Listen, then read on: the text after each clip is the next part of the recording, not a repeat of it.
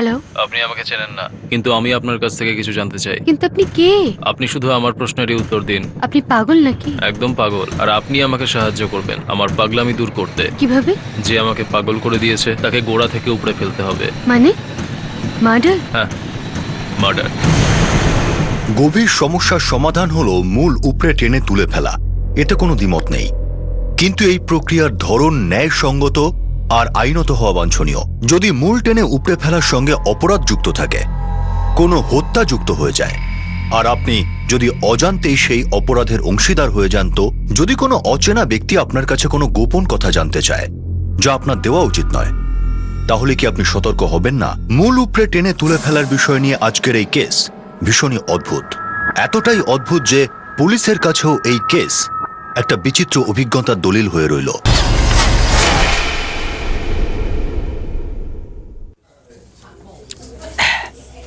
দু বছরে আমার প্রমোশন হয়ে যাবে, ট্রান্সফারের পর একটা ভালো সিটি আর ব্রাঞ্চও পেয়ে যাব, তারপর সিনিয়র লেভেল এক্সাম দেবো। প্রিপারেশন এখন থেকেই শুরু করে দিয়েছি আমি। প্রিপারেশনের আর এক নাম সঞ্জীব মাথুর। দারুণ প্ল্যান করিস ভাই তুই, মানে কলেজেও তুই ফুল প্রিপেয়ার্ড। আমি লাকে বিশ্বাস করি না, আর জিনিয়াস তো আমাদের মধ্যে কেউই নেই। হ্যাঁ সেটা ভাই আমরা কেউ না। তাহলে পড়ে থাকলো একটাই উপায়, প্ল্যানিং এর সঙ্গে হার্ডওয়ার্ক, যেটা আমি শুরু থেকেই করছি।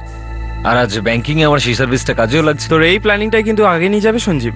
আর দেখ, আমরা রোজের টার্গেট পূরণ করাতে আমরা ফেঁসে যাই। না রে ভাই রবি, আমাদের সবার নিজের নিজের জার্নি রয়েছে, কম্পেয়ার করাই উচিত না, রাইট? কিন্তু 6 বছর আগে তুই ভাবিসনি যে তুই এই পজিশনে আসবি। অ্যাকচুয়ালি ভেবেছিলাম, and look, আমি পৌঁছেও গেলাম। এই শালা সঞ্জীব, তোর বন্ধুরা কোনো রোগে ভোগে না, পুরো হতাশায় মরবে, আমি বলে দিলাম। লাইফে এত দূর পর্যন্ত প্ল্যানিং করা আর তার পেছনে পাগলের মতো দৌড়ানো এতটাও ভালো নয় রে ভাই। দেখ, লাইফটা না গিরগিটির মতো, বুঝলি? যে কোনো সময় রং বদলাতে পারে ভাই। ঠিক বলছিস বিশাল। আর যদি লাইফটা ইউটার্ন নিয়ে নেয়, তো সেই মুহূর্তে সিদ্ধান্ত নিতে হবে। তারপর কি করবি? তোর ব্যাগ শেষ হয়ে গেছে, আরো একটা নিয়ে ভাই। না রে ভাই, না। আরো একটা নে না না। না, থ্যাংক ইউ প্লিজ। আবে সালা সঞ্জীব, তুই কি পেগ নিয়েও প্ল্যানিং করিস নাকি? গাড়ি আমি চালাবো, আরে এই ড্রামাবাজ বিশালকেও তো বাড়ি ছাড়তে হবে আমায়। আচ্ছা ভাই, একটা কথা বল, তুই যদি একদিন নিজের গাড়ি করে বাড়ি না যাস, তাহলে তোর রিপোর্ট কার্ডে কি লাল কালি পড়ে যাবে? হ্যাঁ, একদিন অটোয় করে বাড়ি চলে জানা ভাই, কি যায় আসে? আরে ভাই, যদি সেটাই ভাবতাম তাহলে গাড়িটা নিতামই না। ও আবে, তেরি। ভাই বাবা, তোকে নিয়ে পারা যাবে না। গাড়ির ক্ষেত্রেও প্ল্যানিং। ব্যাংক কিন্তু ওকে এমনি অর্গানাইজারের টাইটেল দেয়নি রে ভাই। আচ্ছা একটা কথা বল, এখন তুই এখান থেকে আমার মতন মাতালকে বাড়ি ছাড়বি, তারপর নিজের বাড়ি যাবি, ফ্রেশ হবি, তারপর ঘুমাবি, তারপর সকালে উঠবি, রেডি হবি, আর কাল সকালের কফি নেহার সঙ্গে খাবি। আমি ঠিক বলেছি তো? তোরা জিজ্ঞেস কর। এগ্রি এগ্রি, প্ল্যানিংটা তো ওরকমই কিছু। আচ্ছা এই কথা। সঞ্জীব, ভাব যদি আজ এমন কিছু হয় যে তোর লাইফের পুরো প্ল্যান ফেল হয়ে যায়, তাহলে? তার মানে? মানে কালকে যদি তুই নেহার সঙ্গে দেখা করতে না পারিস তো? আবে এরকম ভাবে দেখিস না ভাই। আবে আমি বলতে চাইছি যে কোনো অ্যাক্সিডেন্ট বা দুর্ঘটনা নিয়ে নয়, এটা বলছিলাম যে যদি কোনো এমার্জেন্সি চলে আসে, নেহার কোনো কাজ পড়ে যায়, তো খালি টাইমে বসে কি করবি? আরে ভাই সোজাসুজি বল না। ওকে, টাইম ইজ মানি, আর ইনভেস্টমেন্টও কখনো ফাঁকা থাকে না। আরে 101টা জিনিস আছে করার। আরে হ্যাঁ হ্যাঁ, যদি এমার্জেন্সি চলেও আসে, তার প্ল্যানিংও করে রেখেছি আমি। সঞ্জীব বাবার জয়।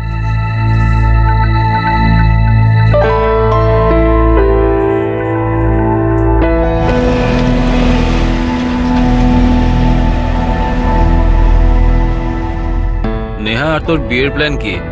Next year. হ্যাঁ, ওর গ্রাজুয়েশন কমপ্লিট করার পর। হ্যাঁ, আর বিয়ের পরও ট্রেনিংও শুরু হয়ে যাবে। আগের বারও ব্যাংকের এক্সামটা ক্লিয়ার করতে পারেনি, কিন্তু এবার 100% ক্লিয়ার করবে। ওই হ্যালো, ওই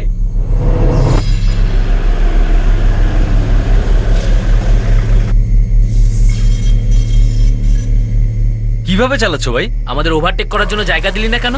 আর স্পিড কত রেখেছো দেখতে পাচ্ছ না? না মদ খেয়েছিলে? তোমরা দুজন পিছন থেকে আসছিলে, পুরো রাস্তাটা ফাঁকা, তোমরা তো বাঁ দিক দিয়েও আসতে পারতে, আর হর্নও তো বাজাতে পারতে। মানে ভুলভাবে আমরা এগিয়েছি।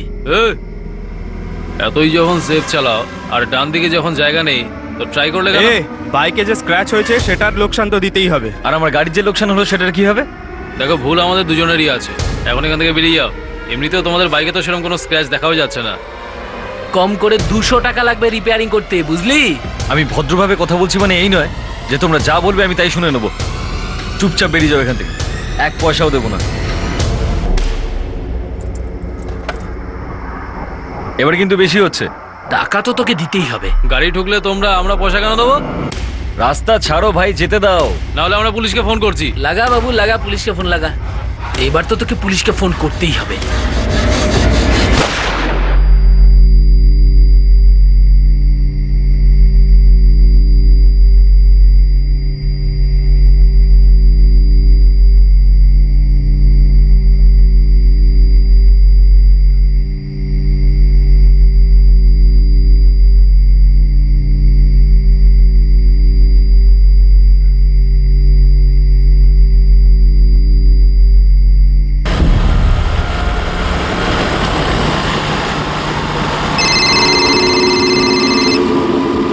ভাই বিশাল ফোন করছে আবার। শালাগুলো আবার মদ খাওয়ার প্ল্যান করলো না তো? সঞ্জীব দ্য প্ল্যানারের ব্যাপারে এটা ভাবা ইম্পসিবল। আচ্ছা কথা বল তুই। হ্যাঁ বিশাল বল। তোরা কোথায় আছিস ভাই? এখন এখানে চলে আয় কিন্তু কি হয়েছে বলবি তো? ভাই, তাড়াতাড়ি আয় প্লিজ। কোথায় আছিস? যতীন্দ্রনগরের আগে আছি, তাড়াতাড়ি আয়, হ্যাঁ please। আমরা আসছি। গাড়ি ঘোড়া গাড়ি কি হয়েছে? ঘোড়া বলছি কিছু একটা হয়েছে। বাইক গাড়ি ঘোড়া। ঘুরাবো?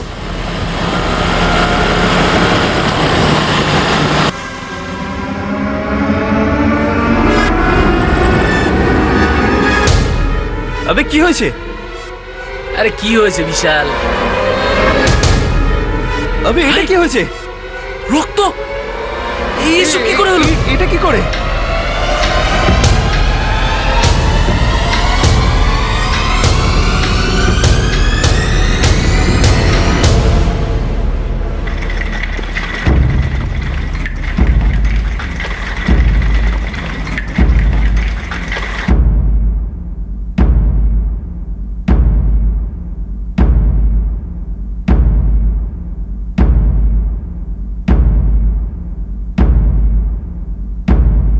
সরি, আমরা কিছু করতে পারিনি। এটা ডেড অন অ্যারাইভাল কেস, আর পুলিশ কেসও।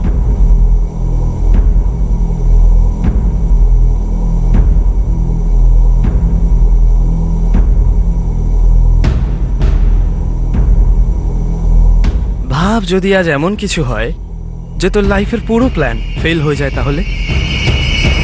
4 বন্ধুর মধ্যে আলোচনা হওয়া বিষয়টা তখনও আধ ঘন্টাও হয়নি, আর এই ভয়ঙ্কর ঘটনা ঘটে গেল।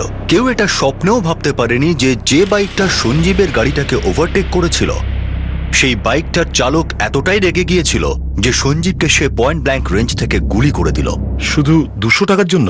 হ্যাঁ স্যার, সঞ্জীব আর আমি ভীষণ অবাক হয়ে গেলাম যে ওই ছেলেগুলো 200 টাকা চাইলো। আমি কি করে জানবো যে ও গান বের করে শুট করবে?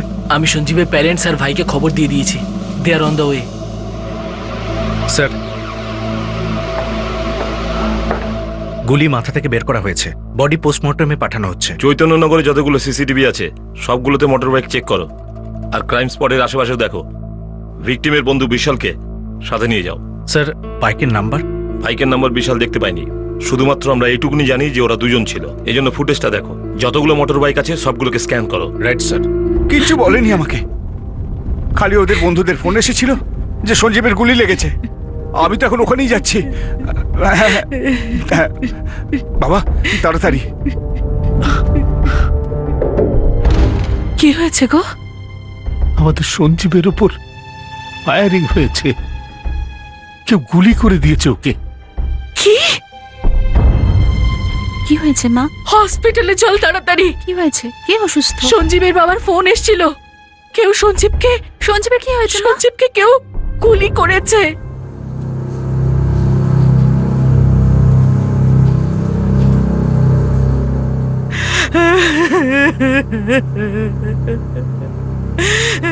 রবি, নিতিন, কি হয়েছে? আরে এটা কিভাবে হলো তোমরা বলছো না কেন? আশিস, আমরা দুজন সত্যি কিছু জানি না। পুলিশ ভিতরে বিশালের সাথে কথা বলছে। সঞ্জীবের সঙ্গে ওই ছিল।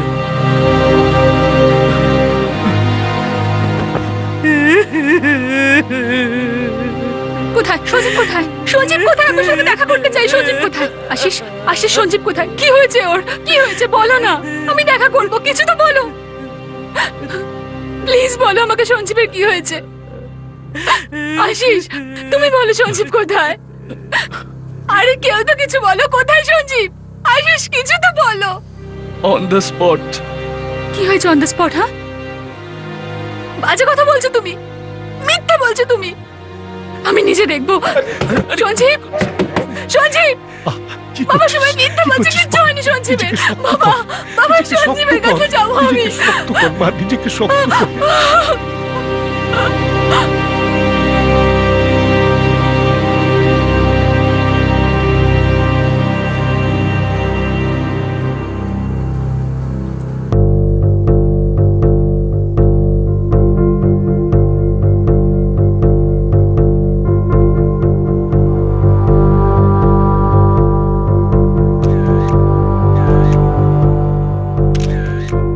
সবার প্রথমে ওরা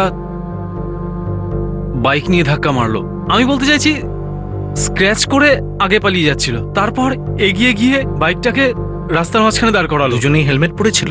হ্যাঁ স্যার। প্রথমে কি হেলমেট খুলেছিল? স্যার ওরা হেলমেট খোলেনি, কিন্তু ওয়াইজারটাকে তুলেছিল স্যার। বাইকের নাম্বার মনে আছে? কোনো ডিজিট বা কিছু? ওরা শুরু থেকেই বাইকটা স্টার্ট করে রেখেছিল, আমার নোট করার কথা মাথায় আসেনি স্যার। আর তারপর 200 টাকার জন্য ঝগড়া করে? আমার মনে হয় দুজনে মদ খেয়েছিল স্যার, বদমাশ হবে, সেই জন্য আমরা ভাবলাম আমাদের ওখান থেকে বেরিয়ে যাওয়া উচিত।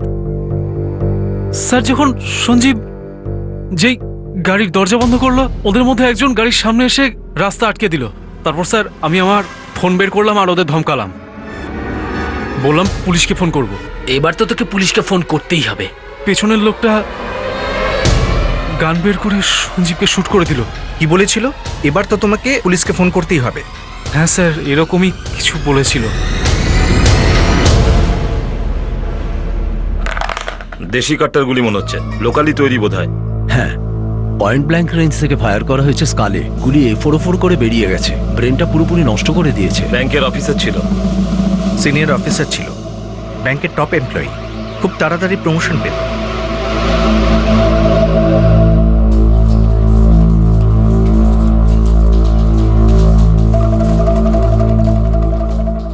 আমি যতটা শুনেছি স্যার, ওর বন্ধুদের সাথে পার্টি করছিল, আর তারপর ও আর বিশাল একসাথেই ফিরছিল। বিশাল এখন কোথায়? স্যার ওর চোখের সামনে সঞ্জীবকে মেরে দিয়েছে, খুব শক পেয়েছে। পুলিশ ওকে জিজ্ঞাসাবাদ করছে, আসলে হয়েছে কি, চোখের সামনে মার্ডারটা হয়েছে তো, তাই আই উইটনেস ওই। কিন্তু রাকেশ, আমি একটা কথা বুঝতে পারছি না, হঠাৎ বন্দুক বের করে গুলি করলোই বা কেন? সেই ব্যাপারটা তো কেউই বুঝতে পারছে না স্যার। যে মামুলি একটা রোড অ্যাক্সিডেন্ট, মানে অ্যাক্সিডেন্টও সেরকম না, একটা বাইকের সাথে একটা গাড়ির ধাক্কা লেগেছিল, তারপর বন্দুক বার করে একেবারে ফায়ার।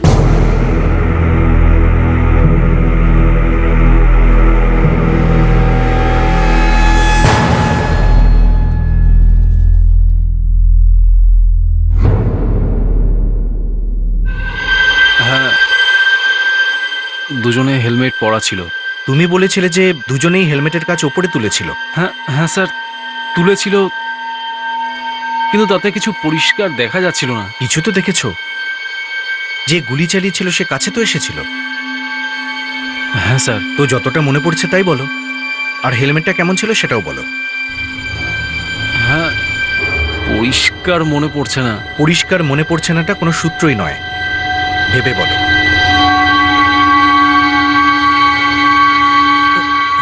বাইকে বসেছিল দুজনেই হেলমেট পরেছিল, দেশি বন্দুক সঙ্গে নিয়েছিল, হতে পারে এরা হিস্ট্রি সিটার।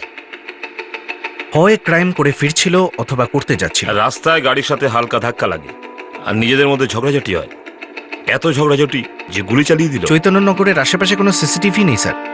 হয়তো আততা এরা জানতো যে এই অঞ্চলে সিসিটিভি নেই। তার মানে স্যার?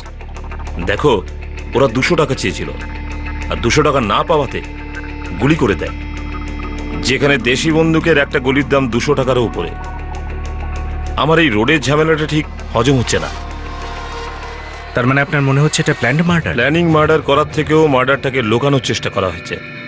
আর এই রোডের গল্পটা, এটা শুধুমাত্র একটা উপলক্ষ, আর এখন আমাদের এই উপলক্ষের পেছনে লুকিয়ে থাকা অপরাধীকে সবার সামনে টেনে বার করতে হবে। পুলিশের সন্দেহ কি সঠিক ছিল? নিজের জীবনের সবকিছু সঠিক প্ল্যানিং করা সঞ্জীব মাথুর নিজেই কি একটা ভয়ঙ্কর খুনের প্ল্যানিং এর শিকার হয়ে গিয়েছিল? এই রোড রেজ কি এই প্ল্যানিং এরই একটা ধাপ ছিল?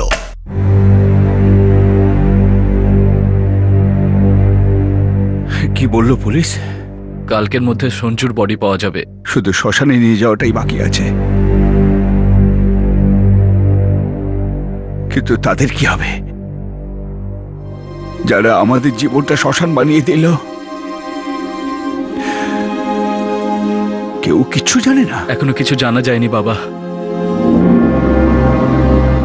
শুধু এটুকু জানি যে সঞ্জু, বিশাল, রবি আর নিতিন গতকাল রাত হোটেল অর্পিতাতে ছিল বারে। তারপর নিতিন আর রবি বাইকে করে চলে যায় আর সঞ্জু বিশালকে ড্রপ করতে যাচ্ছিল। তখন হঠাৎই দুজনে বাইকে করে এসে ওদের সাথে ঝগড়া হয় আর ওদের মধ্যে একজন সঞ্জুকে গুলি করে। এটা কোনো এটা কি বলছো তুমি?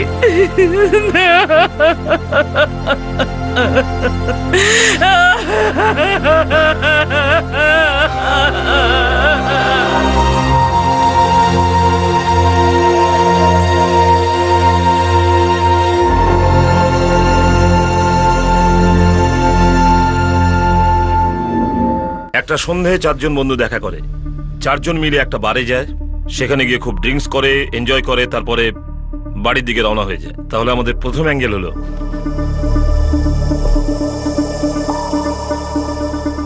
ফ্রেন্ডস। আচ্ছা, এই 4 জন বন্ধুর নিজেদের মনোমালিন্য ছিল বা হয়তো লুকোনো শত্রুতা, যার জন্য এই পরিণাম হয়। আমাদের দ্বিতীয় অ্যাঙ্গেল হলো ফ্যামিলি। আচ্ছা, মাথুর পরিবারের কারোর সাথে কোনো শত্রুতা, কোনো ব্যবসা নিয়ে বা নিজেদের জমি জমা নিয়ে শত্রুরা সুযোগ বুঝে মেরে দিল আর মাথুর পরিবারকে একটা গভীর আঘাত দিয়ে দিল। আমাদের অ্যাঙ্গেল নাম্বার 2 ফ্যামিলি। তৃতীয় অ্যাঙ্গেল হলো বাগদত্তা। শুনেছি সঞ্জীব মাথুরের নেহা তিওয়ারির সঙ্গে আশীর্বাদ হয়েছিল। দুজনে একে অপরকে আগে থেকেই চিনত, দুজনে একে অপরকে ভালোবাসত। তাহলে কি এটা হতে পারে নেহা তিওয়ারিকে কেউ চাইতো, বা এরকম কেউ যে সঞ্জীব মাথুরকে চাইতো? I mean triangle. আর আমাদের চতুর্থ অ্যাঙ্গেল হলো ব্যাংক। সঞ্জীব মাথুর ব্যাংকের এমপ্লয়ি ছিল, আর সে ব্যাংকের মধ্যে খুব কর্মঠ ছিল, এর প্রমোশনও ডিউ ছিল। তাহলে কি কেউ ওর প্রমোশন নিয়ে খুশি ছিল না? কারো জেলাসি ছিল বা রাগ? সঞ্জীব মাথুর ব্যাংকে কারোর ফ্রড ধরে ফেলেছিল? আমাদের এই 4টে অ্যাঙ্গেল নিয়েই কাজ করতে হবে।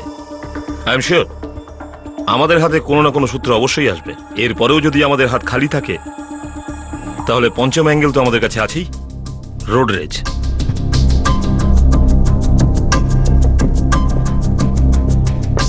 রোড রেজ, হ্যাঁ, এটা সঞ্জীব মাথুরের দুর্ভাগ্য ছিল যে সে বার থেকে বাড়ি ফিরে যাচ্ছিল। দুজন বাইকার হয়ে আসে আর তাদের বাইক সঞ্জীব মাথুরের গাড়িতে ধাক্কা মারে, নিজেদের মধ্যে ঝগড়া হয়, আর ঝগড়া এতটাই বেড়ে যায় যে বাইক আরোহী বন্দুক বার করে সঞ্জীব মাথুরকে গুলি করে মারে। হতে পারে এই রোড রেজের অ্যাঙ্গেলটা পসিবল, কিন্তু দেখো 200 টাকা চাওয়ার কথায় এই রোড রেজের অ্যাঙ্গেলটাকে খুব দুর্বল করে দেয়। স্যার, আমাদের এই 5 নম্বর অ্যাঙ্গেল মানে রোড রেজে যদি খোঁচর লাগাই, সব কাট্টারই একটা হিস্ট্রি থাকে, আর এই হিস্ট্রি সামনে আসলেই শুটারের জিওগ্রাফিও সামনে আসে। রাওয়াত বাইক আরোহীদের শুধুমাত্র হেলমেট ছিল, হেলমেটের পিছনে অন্ধকার থেকে গুলি চালানো হয়েছিল। এখন আমাদের এটাই বার করতে হবে যে ওই হেলমেট নিজেকে বাঁচানোর জন্য পরা হয়েছিল না নিজেদের পরিচয় লুকানোর জন্য। না স্যার, সঞ্জীবের সঙ্গে কোনো কিছু অন দ্য স্পট হতো না। পুরো 1 সপ্তাহ আগেও মিটিং প্ল্যান করেছিল, ওই ট্রিট দিয়েছিল, বড় ইনক্রিমেন্ট পেয়েছিল। আর স্যার আমরা কলেজের বন্ধু, আমি, নিতিন, বিশাল আর সঞ্জীব। তোমরা ছাড়া আর কি কেউ জানতো যে সেদিন তোমরা দেখা করছো? বাবার প্যাকেজিং এর ইউনিট আছে, আর আমি আমার নিজের ছোট একটা টেক্সটাইল ইউনিট সামলাই। গঙ্গাধর বাবু, আশিস, আচ্ছা, আপনাদের ব্যবসা বা ফ্যামিলির মধ্যে কারোর সাথে কোনো শত্রুতা ছিল? কখনো কারোর সাথে ঝগড়া হয়েছিল? এসব কি জিজ্ঞেস করছেন আপনি? আমি জিজ্ঞেস করছি, আপনার সাথে সঞ্জীবের কোনো কথা হয়েছিল? কারোর সাথে কোনো শত্রুতা? বা কোনো হুমকি। সঞ্জীবের কারোর সাথে কোনো শত্রুতা ছিল না। ও খুব ভালো মানুষ ছিল, খুব ফ্রেন্ডলি ছিল, সবার সবসময় সাহায্য করত। আপনি চাইলে যে কোনো কাউকে জিজ্ঞেস করতে পারেন। এই জিজ্ঞাসাবাদ আমরা করে নেব, কিন্তু এখন আমি আপনাকে জিজ্ঞেস করছি, কারণ আপনি ওর জীবন সঙ্গী হতে চলেছিলেন। ও সব থেকে কাছের ছিলেন তো। সঞ্জীবের মতো একটা ভালো ছেলে, সবসময় ঠিক, সবসময় কারেক্ট, কাজটাকে কাজই মনে করত। শুধু তাই নয়, ওর মনটাও খুব বড় ছিল। আর এই যে সবাই বলছে রাস্তার মধ্যে সঞ্জীবের কারোর সঙ্গে মারপিট হয়েছিল, আমি বিশ্বাস করি না। সঞ্জীব এরকম ছেলেই ছিল না যে এই সামান্য ব্যাপার নিয়ে এত বড় ঝামেলা করবে। যে দেখো, এই রোড রেজ আর এই রাগের বসে গুলি চালানোর কথাটা মিথ্যে লাগছে। আমাদের মনে হচ্ছে মার্ডার হয়েছে, আর সেটাও খুব প্ল্যান মাফিক। সঞ্জীব, ভাব যদি আজ এমন কিছু হয় যে তোর লাইফের পুরো প্ল্যানিং ফেল হয়ে যায়, তাহলে? তোমরা কিছু জানো যে এখনো পর্যন্ত তোমরা আমাদের বলনি? না স্যার। একটু অদ্ভুত তো লাগছে স্যার। সঞ্জীব নিজের সমস্ত কাজ প্ল্যানিং করে করত, মানে মদ ও প্ল্যানিং আর হিসাব করে খেত। আর এখন দেখুন, কে ওর খুনের প্ল্যানিং করলো।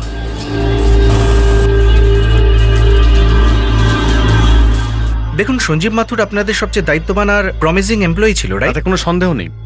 Sanjeev was the best. তো হয়তো অফিসে কোনো পলিটিক্স হয়েছিল, যে ওর কাজে বা ব্যবহারে অসন্তুষ্ট ছিল, কারোর ক্ষতি হয়েছিল। ও একজন ব্যাংক এমপ্লয়ি। হ্যাঁ, মানে ক্লায়েন্টদের মধ্যে কিছু হয়েছিল, যে ওকে রাস্তা থেকে সরাতে চায়। এমনি কোনো শত্রুতা আপনার বা আপনার, যার শাস্তি আপনার ছেলে সঞ্জীবকে পোয়াতে হলো? পার্সোনাল আর প্রফেশনাল অ্যাঙ্গেলকে গভীরভাবে দেখা হলো, খোঁড়া হলো, আর শেষ পর্যন্ত রাগ এবং শত্রুতার একটা কারণ সামনে চলেই এলো।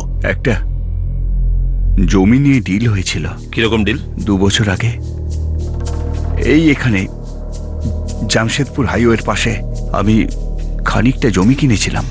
আমি ঠিক করেছিলাম ওই জমির ওপর নিজেদের বাড়ি তৈরি করব, কিন্তু ব্যাপারটা এখন কোর্টের হাতে। কোর্টে কেন? নিষ্ফলা জমি ছিল, কেনার সময় কোনো অসুবিধাই হয়নি, কিন্তু স্যার পরে আমরা জানতে পারলাম যে ওই জমিটা রিজার্ভ কোর্টে কাউকে অ্যালার্ট করেছিল। কাকে?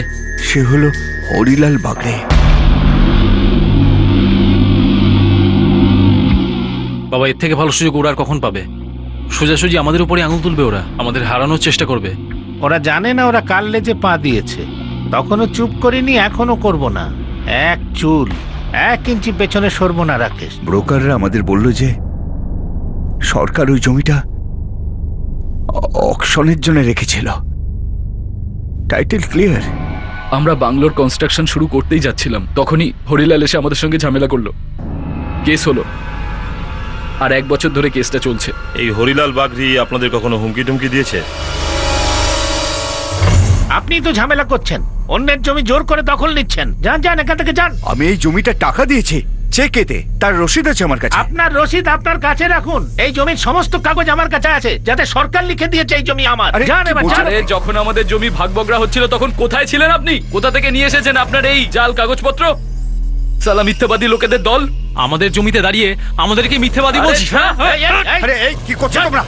যান এখান থেকে। আরে দেখুন, বেরিয়ে যা, বেরিয়ে যা এখান থেকে। আজকে তো শুধু এই বোর্ডটা ফেলে দিলাম, এরপরে আপনাদের সবাইকে তুলে ফেলে দেবো। বেরিয়ে এখান থেকে, বেরো। ওই ব্রোকার তো পালিয়ে গেছিল স্যার। আর ওই বাগরিয়ার ওর ছেলে রাকেশ আমাদের প্রায় দিনই বিরক্ত করত। কি বলে শাসাতো? ব্যাপারটা হাতাহাতি পর্যন্ত গেছিল। তারপর ওই দুজন আমাদের ওপর জাতপাতের হিংসার কেস ঠুকে দিয়েছিল, আর আমাদের দুজনকে একদিন পুলিশ লকআপে থাকতে হয়েছিল। মামলা কোর্টে চলে গেল। ওরা বলছে জমিটা ওদের, আর আমি বলছি যে জমিটা আমার। গঙ্গাধর বাবু, আপনার কি মনে হয় যে বাগড়ি বা তার ছেলে দুজন আপনাদের শিক্ষা দেওয়ার জন্য বা রাগে আপনাদের ছেলে সঞ্জীবকে খুন করেছে বা খুন করিয়েছে?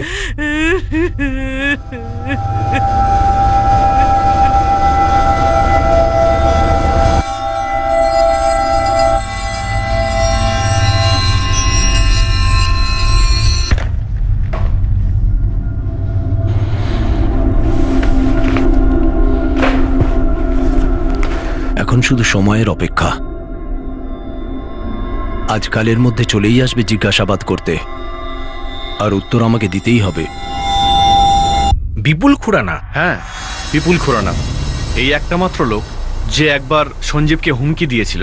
কাস্টমার আপনাদের? হ্যাঁ, ও একজন বিজনেসম্যান, বড় লোনের জন্য অ্যাপ্লিকেশন দিয়েছিল, যেটা সঞ্জীব রিজেক্ট করে দেয়। হ্যাঁ স্যার, আমার পরিষ্কার মনে আছে ও হুমকি দিয়েছিল সঞ্জীবকে। বানশাল বাবু, এটা একটা লিমিট। আপনার একটা 2 টাকার ক্লার্ক আমার লোন রিজেক্ট করছে। আমার বিপুল বাবু, আপনি শান্ত হয়ে বলবেন যে প্রবলেমটা কি? বসুন।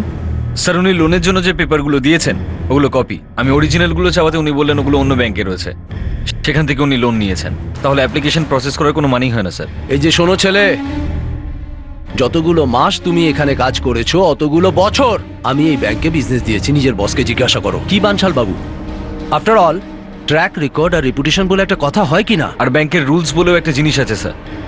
যে বাড়িটা অলরেডি একটা ব্যাংকের কাছে মর্টগেজ দেওয়া রয়েছে, আমরা সেটার এগেনস্টে আপনাকে লোনটা দেবো কি করে? আমি এই বাচ্চা ছেলেটার সঙ্গে কথা বলতে চাই না, কিন্তু একটা কথা কান খুলে শুনে রাখুন। শুধুমাত্র এর বোকামির জন্য আপনি একজন পুরনো আর ইম্পর্টেন্ট কাস্টমারকে হারাবেন।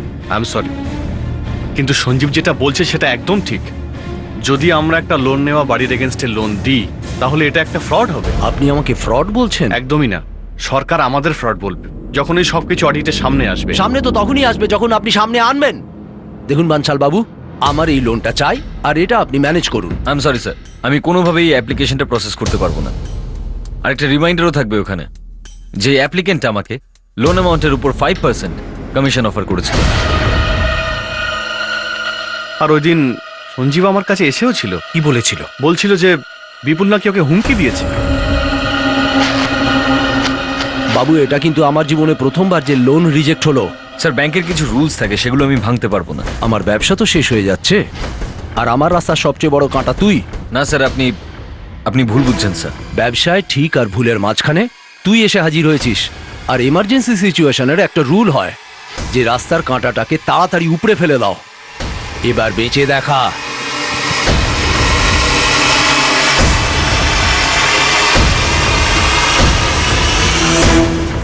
ইয়েস স্যার, এটাই বলেছিল অতুল বাবু। শুধু শুধু হুমকি দিয়েছিল সঞ্জীবকে।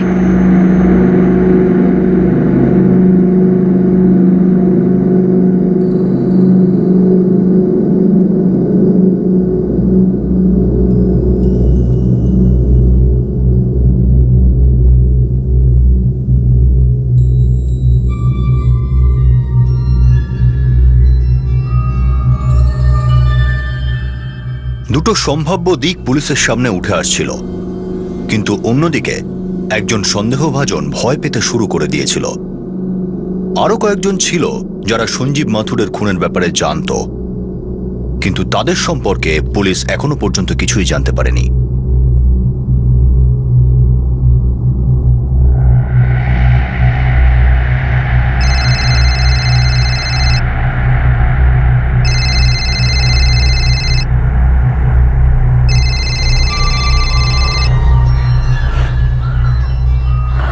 হ্যালো বৈশালী, কেমন আছিস নেহা?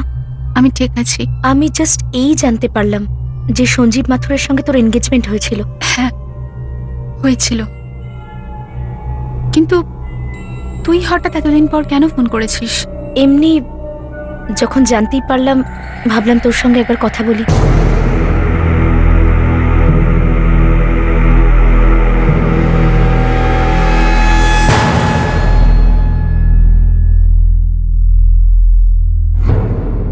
সাহেব, আমরা গরিব, আমাদের টাকা পয়সা নেই, কিন্তু মনে আমাদের জোর আছে। আমাদের জমি আমি নিয়েই ছাড়বো। কিন্তু আমাদের লড়াইয়ের সঙ্গে ওনার ছেলের মৃত্যুর কোনো সম্পর্ক নেই স্যার। আমরা তো শুধু আমাদের জমি চাই। ওকে মেরে কি আমরা সেই জমিটা পেতাম? এটা তো প্রথমবার হয়নি যে এরকম জমিতে রক্ত দিয়ে চাষ করা হয়। আর শত্রুকে এমন শিক্ষা দেওয়া হোক যে সারা জীবন ক্ষতই থেকে যায়। কিসের শত্রুতা সাহেব? এটা আমাদের গঙ্গাধরের সঙ্গে ঝামেলা। যদি মারতেই হতো তো গঙ্গাধরকে মারতাম, ওর ছেলেকে কেন মারবো? খুনের ইচ্ছারও আবার উদ্দেশ্য? স্যার, শয়তানি বুদ্ধি তো ওদেরই ছিল স্যার। প্রচুর বড় লোক ওরা স্যার, আর আমাদের থেকে স্যার জমিটা জোর করে ওরা কেড়ে নিচ্ছিল। জোর করে আমাদের জমি নিয়ে নিচ্ছে। যদি মারতেই হতো তো ওরা আমাদের মেরে দিত, রাস্তা থেকে আমাদের সরিয়ে দিত, তাহলে ওদের আসল লাভ ছিল স্যার। স্যার, এই যে আপনি ওই ছেলেটার নাম বলছেন, ওই সঞ্জীব মাথুর, ওকে তো আমরা কোনোভাবেই চিনি না। অপমান করেছিল আমায়। তবে হ্যাঁ, রাগের মাথায় হুমকি দিয়েছিলাম। আর রাস্তা থেকে কাঁটাটাও সরিয়ে দিলেন কেন? আমি ওই হুমকিটা সিরিয়াসলি দিইনি। আপনার অফারটা যদি সিরিয়াসলি নিতে আসেন না ওখান থেকে 5 টাকা নিয়ে যে ফ্রড লোন পাস করবে। এখন ওই চেয়ারটাতে যেই বসুক আমার লোন তো আর পাস হবে না। আমি তো ব্ল্যাকলিস্টেড হয়ে গেছি। আর আপনিও সঞ্জীবকে তাই ব্ল্যাকলিস্ট করে দিলেন, জীবন থেকে ব্ল্যাকলিস্ট করে দিলেন, সুপারি দিয়ে দিলেন ওর নামে। স্যার আমি আজ পর্যন্ত সুপারি তো দিইনি, তবে এইটুকু নিশ্চয়ই জানি যে কেউ ফ্রিতে সুপারি তোলে না। আর আমার পকেটে শুধু পাওনাদারদের বিল আছে, যাতা হয়ে গেল বিজনেসটা। আর এমনিতেও মার্ডার ফার্ডারের ঝামেলা কেন নেব? চল ভাই, বাড়ি নেওয়া হয়েছে না হয়নি এটা আমি বলতে পারবো না। দেখ শরৎ, তুই তো আমার মুখ দেখতে এখানে আসিসনি। মার্কেটে দুটো বদমাস ঘুরছে। আরে আমাদের ভাঙ্গার মার্কেটে। নাম? ভূষণ বোরা আর যতীন ভান্ডারী। নাম শুনেছি দুজনে। দুজন তোলাবাজি করে না? হ্যাঁ ওরাই। তোলাবাজিতে ওস্তাদ আর ধমকানোতেও এক্সপার্ট। ওরাই সুপারি নিয়েছে? সেটা তো বলতে পারবো না, কিন্তু আপাতত দুজন মার্কেটে নেই। মানে 1 সপ্তাহ ধরে হাওয়া হয়ে গেছে। কেন? জাভেদ ভাই, মোচড় তো আপনি। আমরা তো ছোটখাটো পকেট মার। আমাদের পকেটে 500,000 পড়লে আমরা মুখ খুলে দিই।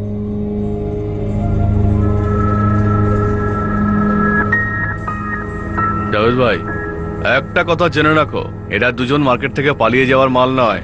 নিশ্চয়ই কেউ অনেক টাকার লোভ দেখিয়েছে, এই জন্যই গায়েব।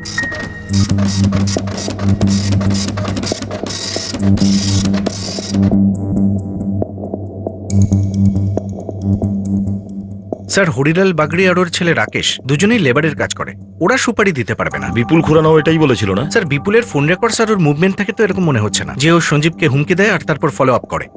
মানে ঠাড়ে ঠোরে আমরা আবার অ্যাঙ্গেল নাম্বার 5-এ চলে এলাম। Road raise. স্যার আমাদের জাভেদ দুজনের নাম করেছে।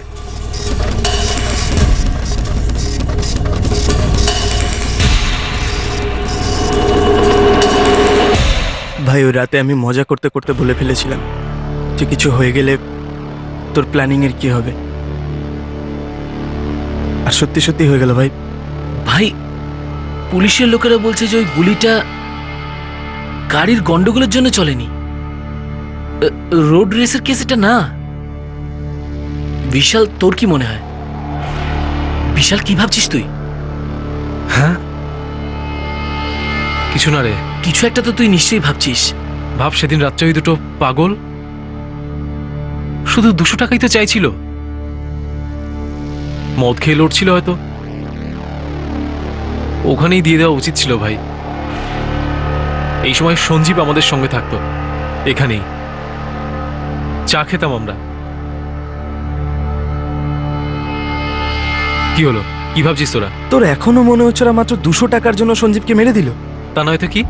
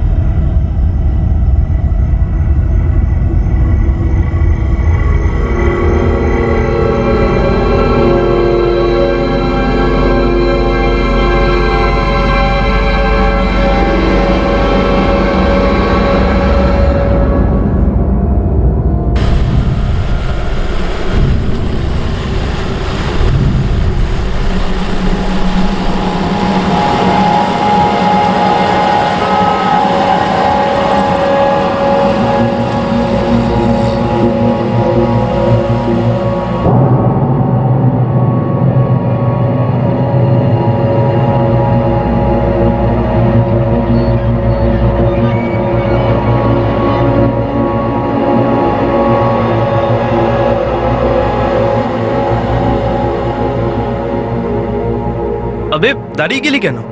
হঠাৎ করে একটা জিনিস মাথায় এলো। বিশালের কথা? হ্যাঁ। সত্যি বলতে কি আমার বিশালের কথা বিশ্বাস হচ্ছে না। কিন্তু আমরা ওকে কি করে জিজ্ঞাসা করব? আর উত্তরই বা কি দেবে? ও আজও আমাদের দুজনকে কনভিন্স করার চেষ্টা করছিল যে মাত্র 200 টাকার জন্য সঞ্জীবকে গুলি মেরে দিল। ও শালা গেম খেলছে। ভাই,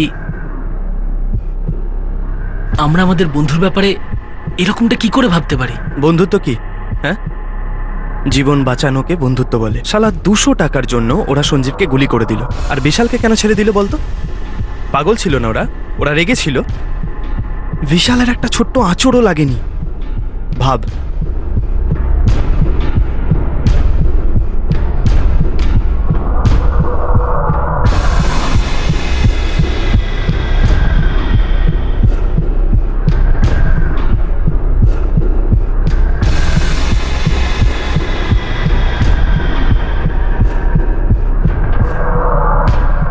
স্যার, এই ভূষণ বোরা, যতীন ভান্ডারীকে সব জায়গায় খুঁজেছি আমি। সত্যি বলছি, কোনো রকম খবর নেই এদের। শেষ কোথায় দেখেছিলি ওকে? স্যার, ঘটনার 2 দিন আগে অবধি তো স্টিল ভাঙ্গার মার্কেটে তোলাবাজি করতো এরা। এই মাথুর পরিবারের স্টিল বিজনেসের সঙ্গে কোনো সম্পর্ক? জামশেদপুর স্যার, এখানে প্রত্যেকের সঙ্গে স্টিলের সম্পর্ক রয়েছে। আর স্টিল ভাঙ্গার মার্কেটের প্রায় প্রত্যেকেরই সঞ্জীব মাথুরের ব্যাংকে অ্যাকাউন্ট রয়েছে। কিন্তু কিন্তু কিন্তু সঞ্জীব মাথুর তো খুব ছোটখাটো লেভেলের একজন ব্যাংকার ছিল, বিরাট বড় কোনো দিগ্গজ তো ছিল না স্যার। তাহলে কেউ কেন ওর সুপারি দিতে যাবে sir? Sir, personal angle Sanjeev আর নেহার মধ্যে কিছু বেরিয়েছে? না স্যার, ইন্টারকাস্ট ক্লাব ছিল, কিন্তু বাড়ির লোকেরা মেনে নিয়েছিল। বাড়ির লোকেরা মেনে নিয়েছিল, কিন্তু জাত? এটা অনার কিলিং এর কেস নয় তো? না স্যার, 3 বছর আগে এদের আলাপ হয়। একই কোচিং ক্লাসে যেত, ব্যাংক এক্সামের প্রস্তুতির জন্য। দুজনের মধ্যে ভালোবাসা হয়, তারপর এনগেজমেন্টও হয়ে যায়। 2 পরিবারের লোকই এসেছিল। অনার কিলিং এ কোনো কেসই হতে পারে না। স্যার, পার্সোনাল অ্যাঙ্গেলে কোনো বিশেষ মোটিভ পাচ্ছি না। মানে একটা ইয়ং ছেলেকে মেরে কারুর তো কোনো লাভ হবেই। এখানে তো কারুর লাভ হয়েছে বলেই মনে হচ্ছে না। চলো একটা ঢিল মেরে দেখি। অ্যাজুম করছি এই কেসটা একটা সুপারি কিলিং, আর এই 2 জন হিস্ট্রি সিটার সুপারিটাকে লক্ষ্যে পৌঁছেছে। সেই রাতে এই 2 জন সঞ্জীবের গাড়িটাকে যেভাবেই হোক ফলো করেছে।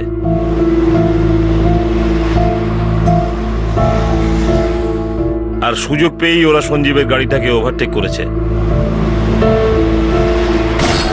তারপরে এদের 2 জনের বাইকের সাথে গাড়ির সংঘর্ষ হওয়া, তারপর 200 টাকা চাওয়া, আর 200 টাকা না পাওয়াতে ঝগড়া করা। আর এটা শুধুমাত্র অ্যাক্টিং ছিল, নাটক, যাতে ঝগড়াটা এতদূর পর্যন্ত পৌঁছতে পারে যে তারা সঞ্জীবকে খুন করতে পারে।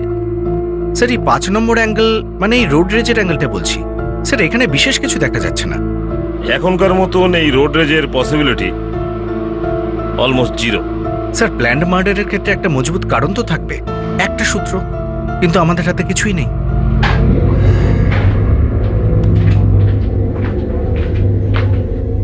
আরে স্যার, টাকাই তখন হাতে পাইনি। দেখুন, আমরা আপনার কাজটা পরিষ্কারভাবে করে দিয়েছি, আপনি আমাদের কাজটা করে দিন। পুলিশ 1 সপ্তাহ ধরে আমাদের পিছনে ঘুরছে, কিন্তু এখনো টিকিও খুঁজে পায়নি। তাহলে কেন দেরি করছেন আপনি? আমরা কোনো ছোটখাটো কাজ করিনি, মার্ডার করেছি। দেখুন, আপনার দিকে পরিস্থিতি গরম হলে আমরা কি করতে পারি বলুন তো? দেখুন, আপনি চুপচাপ আমাদের টাকা আজকেই পাঠিয়ে দিন। কবে দেবে বলছে? কালকে বলছে দেবে। ও তো শালা পরশু এটাই বলেছিল। সঞ্জীব মাথুর তার বন্ধুদের সাথে সেই রাতে বারে ছিল। অর্পিতে পারে স্যার। সিসিটিভি ক্যামেরা তো হবেই সেখানে। রাবাত, ফুটেজ নাও সেই রাতের। এখন আমরা এটাই ধরে চলি যে সঞ্জীবের পিছু করা হচ্ছিল। আমরা ওই সমস্ত পসিবিলিটি খুঁজে দেখব যাতে প্রমাণ করা যায় এটা একটা মার্ডার ছিল। যদি আমরা এই সূত্রটাও ফেল করি, তাহলে আবার এই অ্যাঙ্গেলেই ফেরত আসতে হবে, রোড রেজ।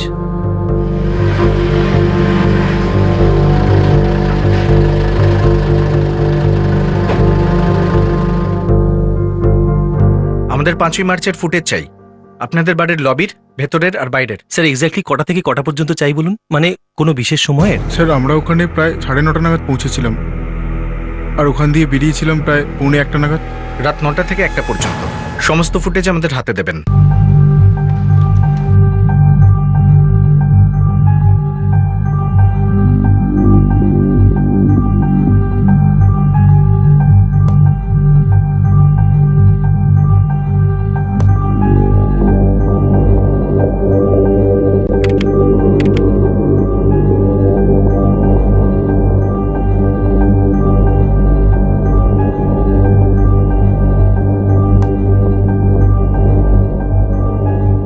এ তো যতীন ভান্ডারী আর ভূষণ বোরা।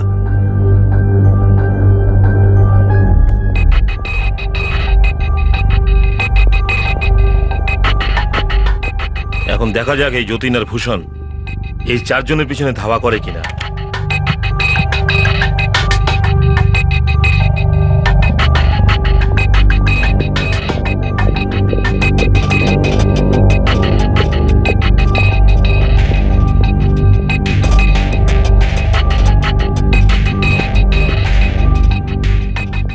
আমাদের অ্যাঙ্গেল নাম্বার 5 রোড রেজ মনে হয় ক্যান্সেল করতে হবে। স্যার বারের বাইরেও সিসিটিভি আছে, হয়তো ওখানে বাইকের ডিটেলস পেয়ে যাব। লাগাও।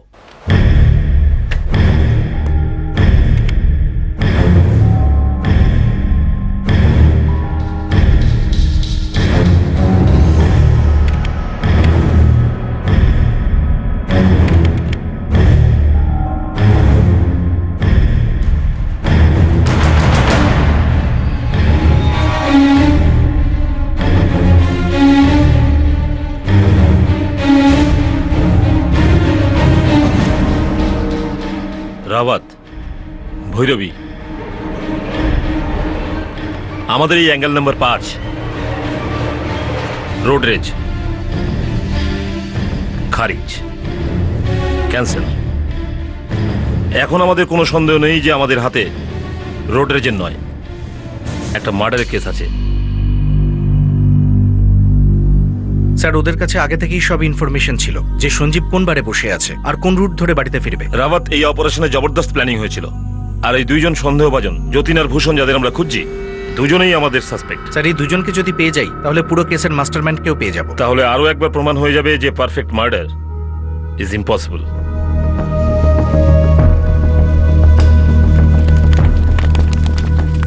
এবার এটা প্রমাণ হয়ে গিয়েছিল যে এই কেস রোড রেজ তো হতেই পারে না, বরং খুব ঠান্ডা মাথায় প্ল্যান করা একটা খুনের চক্রান্ত ছিল। সুপরিকল্পিতভাবে উন্নতির দিকে এগিয়ে যাওয়া 28 বছরের সঞ্জীব মাথুর নিজেই নিজে এক প্ল্যান্ড মার্ডারের শিকার হয়েছিল। ভূষণ বোরা, যতীন ভান্ডারী, এদের নামে রেড অ্যালার্ট জারি করো আর সার্চ অপারেশন লঞ্চ করো। Right sir. আর সঞ্জীব মাথুরের সঙ্গে জড়িত সমস্ত লোক, তার বাবা গঙ্গাধর, ওর ভাই আশিস আর বাগদত্তা নেহা, আর তার 3 মধ্যে রবি, নিতিন, বিশাল, সবার ফোন রেকর্ডস বার করো আর সূক্ষ্মভাবে স্ক্যান করো। মার্ডার? আমাদের সঞ্জীবকে মার্ডার করা হয়েছে? হ্যাঁ বাবা, পুলিশ তো সেটাই বলছে। পুলিশ বলছে ওই দুজন বাইকওয়ালা বারের ভেতরেই ছিল, সঞ্জীবের ওপর নজর রাখছিল, আর ওখান থেকে ওর পিছু নিতে নিতে গেছিল চৈতন্যনগরে।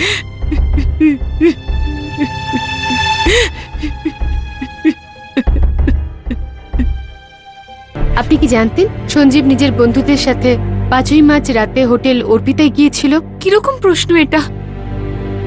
বয়ফ্রেন্ড ছিল আমার, ফিয়ন্সে ছিল, দেখা না করলেও দিনে 100 বার কথা বলতাম ফোনে, আমরা মেসেজ পাঠাতাম, প্রতি মুহূর্তের খবর থাকতো আমার কাছে।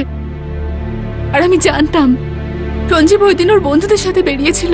ঠিক করে ভেবেচিন্তে বলুন, এমন কি আছে যার সঞ্জীবের মৃত্যুতে লাভ হতে পারে? এই ব্যাপারটা অদ্ভুত লাগছিল যে কি যে স্যার গুলি যদি রাগের মাথায় চলে, যেটাকে রোড রেজ বলছে, তাহলে স্যার সঞ্জীবকেই কেন মারলো? ঝামেলা তো দুজনের সঙ্গে হচ্ছিল না, সঞ্জীব আর বিশালের সঙ্গে। রবি, এটা রোড রেজের মামলাই নয়, এটা একটা প্ল্যান মার্ডার। আর সঞ্জীব কারণ না কারণ নিশানায় নিশ্চয়ই ছিল। কার নিশানায় ছিল স্যার? সেটাই তো আমি দুজনের কাছে জিজ্ঞাসা করছি। সঞ্জীব কি বিশালের নিশানায় ছিল? স্যার, আমি আপনাকে স্কেচ করার সময় বলেছি দুজনে হেলমেট পরা ছিল, ওদের মুখ আমি দেখতে পাইনি। বারে এই দুজন হেলমেট পরেছিল না? হ্যাঁ হ্যাঁ।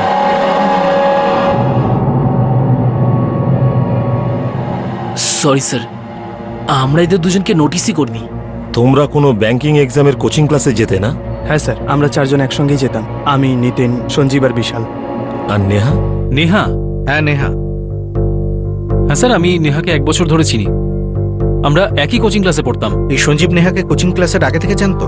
না স্যার, আমাদের সবার কোচিং ক্লাসেই পরিচয়। ইয়েস অফকোর্স, সঞ্জীব আর নেহার লাভ অ্যাফেয়ার্স শুরু হয়েছিল, কিন্তু আগে আমরা এটা জানতাম না, পরে আমাকে এই গুড নিউজটা দেওয়া হয়। আচ্ছা, বিশালের কাছে কি এটা সত্যি গুড নিউজ ছিল যে নেহা সঞ্জীবের গার্লফ্রেন্ড হয়ে গেছিল? স্যার, আমাদের 4 জনের মধ্যে খুব ভালো বন্ধুত্ব। সঞ্জীবের একজন গার্লফ্রেন্ড ছিল, 3 বছর ধরে খুব ভালো সম্পর্ক ছিল, তাহলে আমাদের জন্য গুড নিউজ ছিল স্যার। সঞ্জীব আমাদের থেকেও ক্লোজ বিশালের ছিল, কারণ একই ব্যাংকে ওরা জব করতো। আচ্ছা, দুজনেই কি একই মেয়েকে ভালোবাসতো? আর এই নেহা দুজনেরই গার্লফ্রেন্ড ছিল? কি বাজে কথা বলছেন আপনি? আমার মেয়ে সঞ্জীবের বাগদত্তা ছিল, বিয়ে হওয়ার কথা ছিল দুজনার। হ্যাঁ ম্যাডাম, বিশাল, নিতিন আর রবি, এই 3 জনকে আমি সঞ্জীবের থ্রুতেই চিনতাম। আর আলাদা করে আমার কোনো সম্পর্ক ছিল না এদের সাথে, বিশেষ করে এমন যেমনটা আপনি আমাকে বোঝাতে চাইছেন। নেহা দেবী সঞ্জীবের মার্ডার হয়েছে, আর শত্রুতার কোনো অ্যাঙ্গেল আমাদের কাছে আসছে না। তার মানে তো এইটা নয় যে আপনি যা খুশি জিজ্ঞেস করবেন, অকারণে সম্পর্ক তৈরি করবেন। ও আমার ফিয়ান্সে ছিল, আমরা চিনতাম একে অপরকে। 3 বছর ধরে আপনি জানতেন না সঞ্জীবকে? হ্যাঁ। আর 3 বছর আগে? 3 বছরের আগে কি? 3 বছর আগে আপনি কাকে ভালোবাসতেন?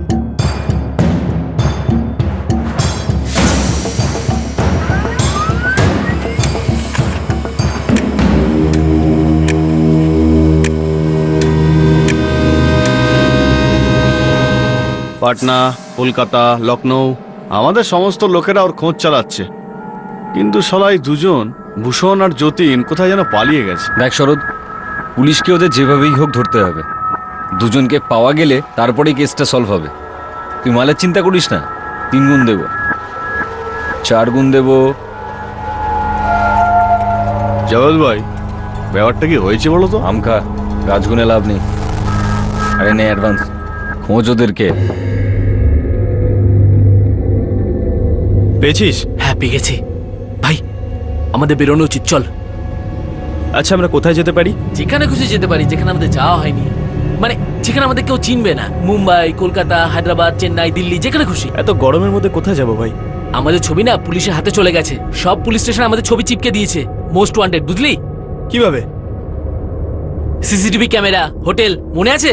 আমি বলেছিলাম বেশি এগোস না, এখানেই থাকি, কিন্তু তুই জেদ করছিলি চলো চলো চলো আগে যাই, গিয়ে দেখি ওরা আসছে কি না। কিন্তু শালা ওরা কি করে জানলো যে বাইকওয়ালা দুটো আমরাই ছিলাম? আরে ভাই, আমি কি করে জানবো?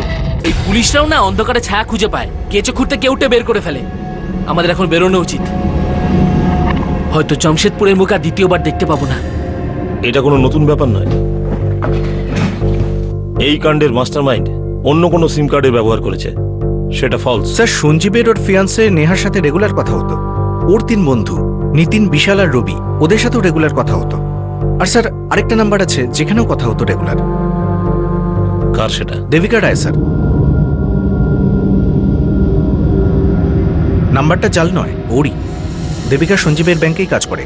দুজনেই একই জায়গায় কাজ করে তো বেশিরভাগ কাজের কথাই হয়ে থাকবে। স্যার, কাজের জায়গায় দুজনের মধ্যে দেখা সাক্ষাৎ হতেই পারে। রাত 11টায়, সকাল 6টায়, পাবলিক হলিডেজ, সানডেজ, মানে বুঝতে পারছেন তো? দেখো, সঞ্জীবকে যারা খুন করেছিল সেই 2 খুনি টের পেয়ে গিয়েছিল যে পুলিশ তাদের ধরতে উঠে পড়ে লেগেছে। তাই তারা তাদের অপরাধের সব চিহ্ন মুছতে মুছতে অজানা কোনো পথে হারিয়ে যাওয়ার জন্য বেরিয়ে পড়েছিল।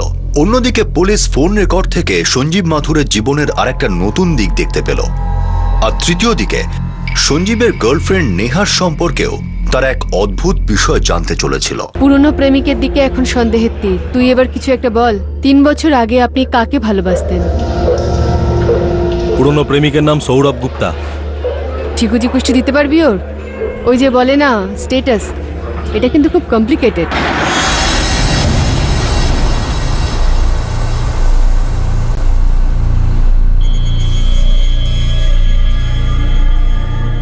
বলতে পারেন ছেলেটার স্ট্যাটাস পুরোপুরি কমপ্লিকেটেড। ডিভোর্স হয়েছে 1 বছরও হয়নি।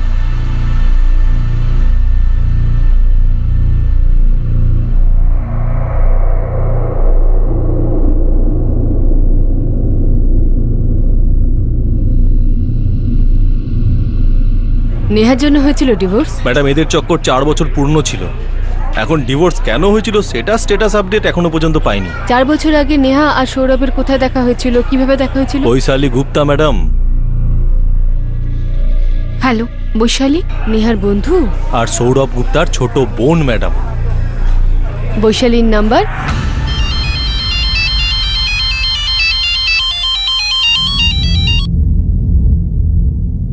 হ্যালো, সাব ইন্সপেক্টর রাওয়াত বলছি, জগদীশপুর পুলিশ স্টেশন।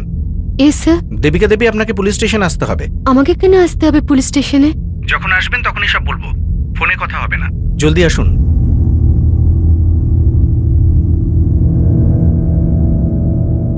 সঞ্জীব মাথুরের ব্যাপারে কথা বলতে চান, কিন্তু আমি তো ওনাকে চিনিও না। নেহাকে তো আপনি চেনেন না?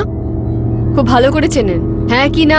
হ্যাঁ, কিন্তু সেটা তো প্রায় 4 বছর আগের কথা। কোনো ব্যাপার না, এখানে আসুন, আপনার সঙ্গে কথা আছে। কাল সকাল 10টায় আমাদের থানায়। অ্যাড্রেস নোট করুন।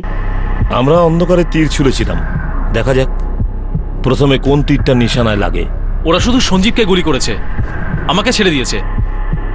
কিন্তু এটাতে আমার কি দোষ? এই জন্য তোরা দুজন আমাকে সন্দেহ করছিস? আরে সঞ্জীব যতটা তোদের বন্ধু ছিল ততটা আমারও বন্ধু ছিল, অনেক পুরনো বন্ধুত্ব ছিল ভাই। হ্যাঁ, এখন সব ভুলে গেলি? দেখ বিশাল, আমরা তোর উপর সন্দেহ করছি না। হ্যাঁ ভাই, আসলে পুলিশের লোকেরা বললো যে ওরা দুজন আমাদের বার থেকে ফলো করছিল, তাই 1 সেকেন্ডের জন্য মনে হলো যে সঞ্জীবের গুলি লেগে গেল আর বিশালের একটা আঁচড় পর্যন্ত লাগলো না। কিন্তু ওরা দুজন আমাদের পার্টির ব্যাপারে জানলো কি করে? আমি তো কাউকেই বলিনি। আর আমিও না। আমিও না। হয়তো সঞ্জীব কাউকে বলেছে। আর সঞ্জীব নিজের একটা কথা 2 জায়গায় অবশ্যই বলতো, একবার নিজের বাড়ির লোককে আর একবার নেহাকে।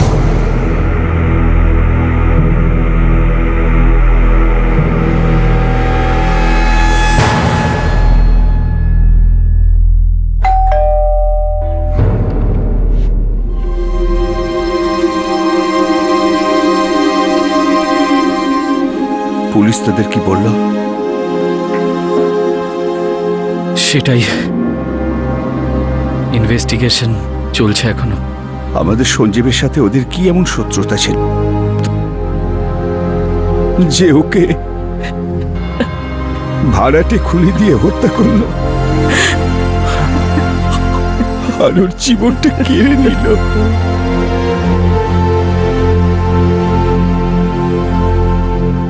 মা,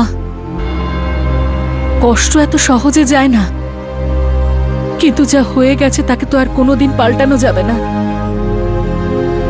কিন্তু যা হয়ে গেছে তা নিয়ে মন খারাপ করলে চলবে না। জীবনটাকে তো বাঁচতেই হবে, তাই না? যা কিছু হয়ে যাক, ভবিষ্যতের কথা তো ভাবতেই হয়।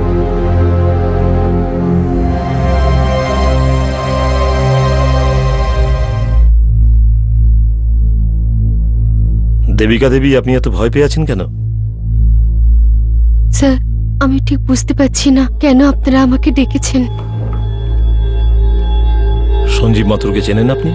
আগে হ্যাঁ, উনি আমার কলিগ ছিলেন। ফ্রেন্ডস? আগে হ্যাঁ। Good friends? Only friends? Sir, আমি ওকে লাইক করতাম। আর ও? স্যার, এটা শুধু আমার তরফ থেকে। একতরফা প্রেম? আগে না স্যার, এটা এমন একটা প্রেম যার কোনো ফিউচার ছিল না। এখন তো সঞ্জীব মাথুর এই পৃথিবীতেই নেই। আমি ওকে ভালোবাসতাম স্যার, কিন্তু ও ক্লিয়ার ছিল, কিন্তু ও সচেতন ছিল, জানতো কতটা যেতে হবে। সত্যি বলছি দেবিকা। এটাই না যে তুমি আমাকে মিথ্যে আশা দিতে চাও না? আরে তুমি জানো তো আমি এঙ্গেজড অলরেডি। কিন্তু তুমি তো আমাকেও ভালোবাসো সঞ্জীব, এখন শুধু তুমি আমাকে ভালোবাসো। দেবিকা, আমি এখনো নেহার সঙ্গে কমিটেড। আমি ওর সঙ্গে কারোর সঙ্গেই চিটিং করতে পারবো না। আমাদের ভালোবাসাটাকে চিটিং বলো না প্লিজ, বাজে লাগে, আমার খারাপ লাগে। দেখো দেবিকা, যদি কিছু লুকোতেই হয় তাহলে সেরকম কিছু না করাই ভালো। আমার আর নেহার রিলেশনশিপে 3 বছর হয়ে গেছে, সবাই জানে। আর পরের বছর আমরা বিয়েও করছি, তাও সবার সামনে। আই নো দেবিকা, ব্যাপারটা সহজ নয়, খারাপ লাগছে। শুধু তুমি নয়, আমিও ফিল করছি। But you have to do the right thing Devika. আমাদের এরকম কোনো লাইন ক্রস করা উচিত নয় যেখান থেকে ফিরে আসাটা ভীষণ কঠিন হয়। ব্যাস, এরপর থেকে আমরা শুধু বন্ধুই ছিলাম, বন্ধুত্ব ছাড়া কিছু না। তাহলে আপনি এত ভয় পাচ্ছেন কেন? কারণ স্যার, আমার আর সঞ্জীবের মধ্যে এই ব্যাপারটা থার্ড পার্সন জানতো না। আমি শুধু ভয় পাচ্ছি যে ব্যাস এই কারণটাই। কারণ কিরকম? আপনারা সঞ্জীব মাথুরের গুড ফ্রেন্ডশিপ কেউ জানতোই না, তাহলে আপনি সঞ্জীব মাথুরের মার্ডারের কারণ কি করে জানবেন? আমি জানি না স্যার, আমি শুধু এটা চাই যেন এটা কোনো কারণ না হয়ে ওঠে।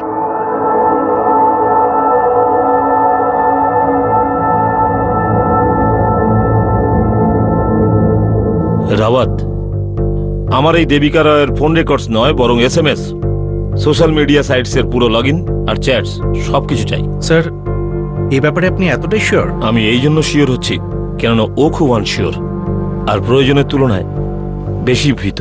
সঞ্জীব মাথুরের ফোন রেকর্ড থেকে দেবিকা রাওয়ের বিষয়টা সামনে এলো। তাকে জিজ্ঞাসাবাদ করে জানা গেল একটা সাইলেন্ট লাভ স্টোরি। কিন্তু সঞ্জীবের ফোন রেকর্ড পুলিশ ঘেঁটে দেখার কারণে অন্য কোথাও কারো হাত কাঁপছিল।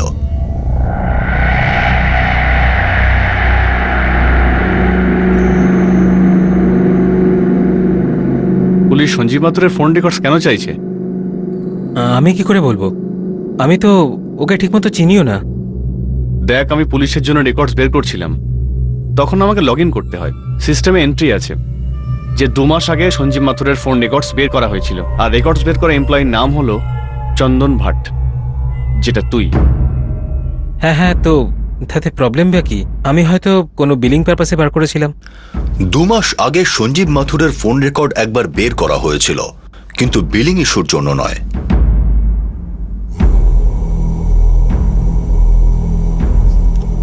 সঞ্জীব মাথুরকে খুনের প্ল্যান অনেকদিন আগে থেকেই করা হচ্ছিল।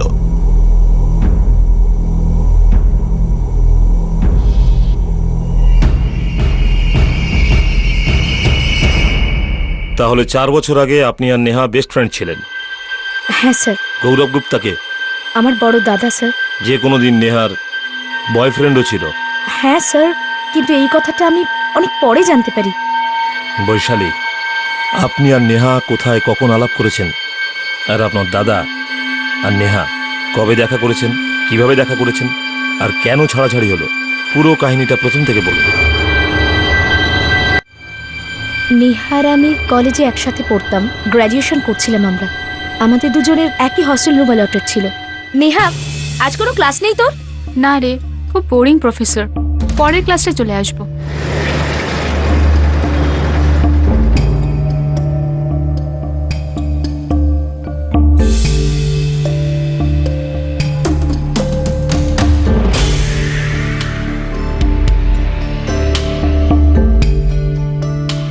সৌরভ?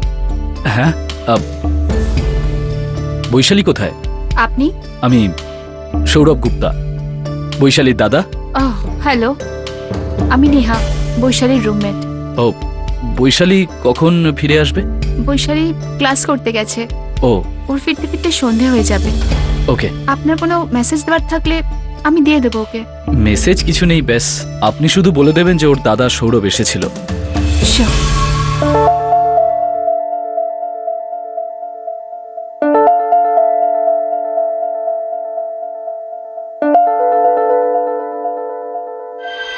আমার থ্রুতেই দুজনের আলাপ হয়, আর আমাকে লুকিয়েই ওরা দেখা করত। আমি তো জানতামই না যে দাদা প্রায় হস্টেলে আসতো নেহার সঙ্গে দেখা করতে। দুজনে খুব সিরিয়াস ছিল একে অপরের জন্য? না স্যার, ওটা তো বাস এমনিই ছিল, আর শেষও হয়ে গেছিল। আপনি কখন আর কিভাবে জানতে পারলেন? কবে এসেছিল? সকালে এসেছিল। আচ্ছা,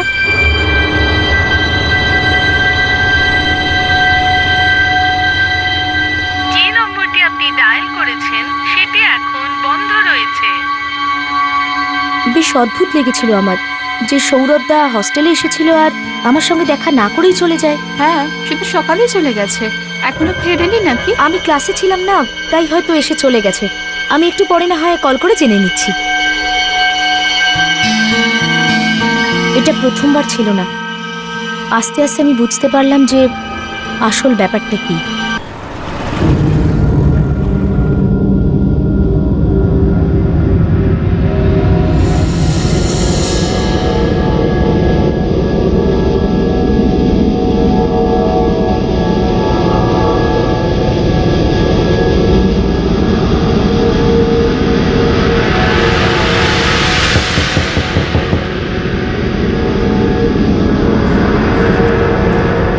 এসে গেছিস তুই? লেকচার কেমন ছিল? কি হয়েছে, মুড খারাপ নাকি? নেহা, এতদিন অন্যদের কাছ থেকে শুনেছিলাম, আজ নিজের চোখে দেখলাম। কি কি জানিস না নাকি?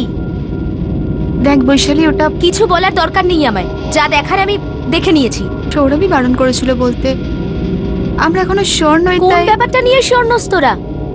বিয়ে দিয়ে? অফকোর্স ইয়ার, না হলে এমনি এমনি। নেহা, আমার বৌদি 5 মাসের প্রেগন্যান্ট।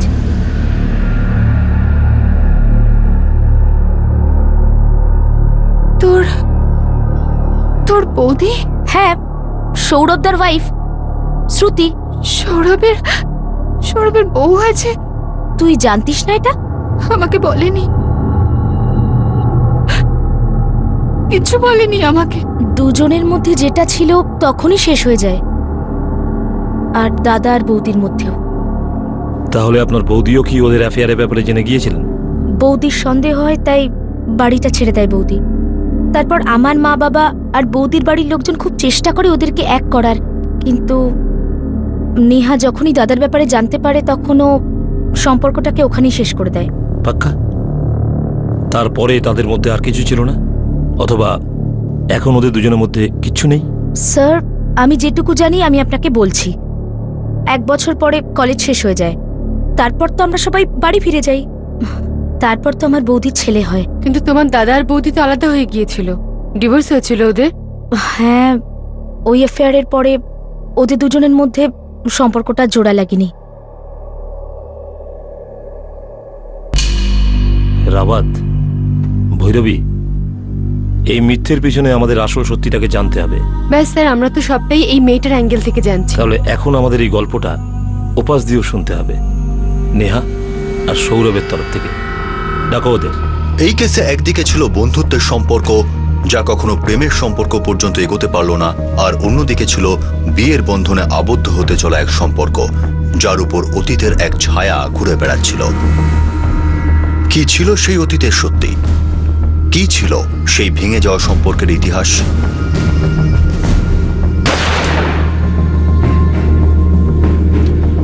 আর সবশেষে সবচেয়ে গুরুত্বপূর্ণ প্রশ্ন, কি কারণে এক প্রাণবন্ত তরুণের প্রাণ কেড়ে নেওয়া হলো এভাবে, আর যার ফলে সেই মানুষটির সঙ্গে জড়িত প্রত্যেকটি মানুষ এবার সন্দেহের খাতায় চলে এলো। একদিকে ছিল অপরাধের জাল, আর অন্যদিকে ছিল সম্পর্কের জাল। এবার এই জালের কোন সুতো ছেঁড়া ছিল আর কোন সুতো পরস্পরের সঙ্গে বাঁধা ছিল সেটাই জানা বাকি। এই সুতোর জট তখন খুলল যখন পুলিশের সামনে প্রমাণ একটি ভীষণই অপ্রত্যাশিত দিক থেকে উঠে এলো। প্রশ্ন উঠল, সম্পর্ক ভাঙার 4 বছর পরেও কি সৌরভ গুপ্তা আর নেহার মধ্যে এখনো কিছু চলছিল? সৌরভ গুপ্তা? আগে হ্যাঁ, সৌরভ গুপ্তা, আপনার কলেজের হোস্টেলের রুমমেট, বৈশালী গুপ্তার বড় দাদা, যার সাথে কোনো এক সময় আপনার অ্যাফেয়ার ছিল। 4 বছর আগে হয়েছিল স্যার, কিন্তু আমি ওকে কবে ভুলে গেছি? ওই সম্পর্কটা অনেক আগে ভেঙে গেছিল স্যার। সৌরভ, কিছু জিনিস কঠিন হয় কিন্তু অসম্ভব হয় না। যেমন 1 বছর আগের রেকর্ডস চেক করেছি আমি, এখন তোমার রেকর্ডস বলছে তুমি মিথ্যে বলছো। এই রেকর্ডস তো এটা প্রমাণ করে না যে আমাদের মধ্যে এখনো কোনো সম্পর্ক আছে। স্যার, দ্বিতীয়বার আমাদের আর যোগাযোগ হয়নি, আমাদের মধ্যে দূরত্ব বেড়ে যায়, আর আমিও কাজে ব্যস্ত হয়ে যাই। হ্যাঁ, মাঝে মাঝে একে অপরে কেমন আছি সেটা জানার জন্য ফোনে কথা হতো। সত্যি সত্যি, আমি এটা বলছি না যে আমাদের কথা হতো না, কখনো কথা হতো আমাদের, কিন্তু সম্পর্ক ছিল না স্যার।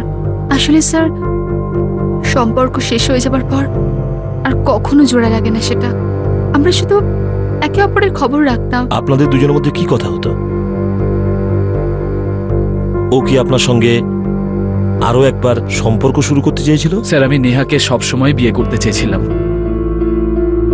আমার প্রথম বিয়েটা একটা ভুল ছিল, কিন্তু স্যার আমি এটাও জানতাম যে এখন আর নেহার সাথে আমার কিচ্ছু হবে না। তোমার তো এটাও জানা ছিল যে নেহার আশীর্বাদ হয়ে গেছে, ওর বিয়ে হতে চলেছে। স্যার, ওটা তো আমি কিছুদিন আগে, মাত্র 6 মাস আগে জানতে পেরেছিলাম, যখন আমার নেহার সাথে কথা হয়েছিল। কিন্তু স্যার, আমার দিক থেকে কখনো কিছু ছিল না। আমাকে ফোন করতো, মেসেজ করতো, পুরনো কথা নিয়ে আলোচনা করতো, আর আমি শুধু বারণ করতে পারতাম না। না না বলাটাও তো হ্যাঁই বোঝায়, তাই না? কিন্তু স্যার, আমার দিক থেকে কিছু ছিল না। যেভাবে সে নিজের বিয়েটা লুকিয়েছিল, সেভাবেই কি ডিভোর্সটাও লুকিয়েছিল? আগে না স্যার, ও আমাকে বলেছিল যে ও ডিভোর্স নিয়েছে, কিন্তু তাতে আমার কিচ্ছু আসে যায় না, এটা ওর জীবন।